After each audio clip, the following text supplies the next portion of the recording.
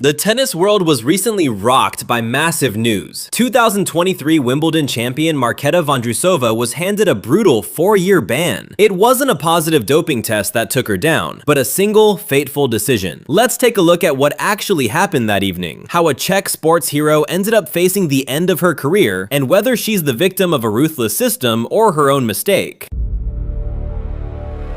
From the Wimbledon throne straight down to the absolute bottom, the tennis world was sent into total shock by a massive sporting scandal involving Marketa Vondrousova. The 2023 Wimbledon champion was handed a brutal 4-year ban from professional tennis. There was no positive test for any illegal substance, no drugs found. Instead, it came down to a single fateful refusal of an anti-doping test. How could a Czech sports hero end up in such a devastating career crisis?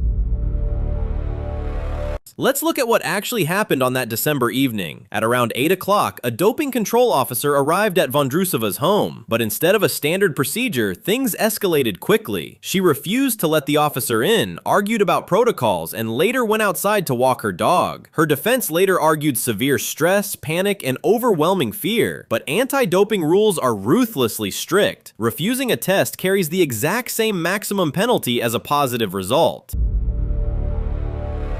When the 4-year suspension was officially handed down, it triggered massive outrage among fans. Critics pointed out the massive gap between punishments for players testing positive versus those refusing a test due to panic. Yet, the independent tribunal ruled that panic and stress do not justify breaking the rules, leaving her with a tough battle and legal defense led by top lawyer Howard Jacobs to fight the verdict at the Court of Arbitration for Sport.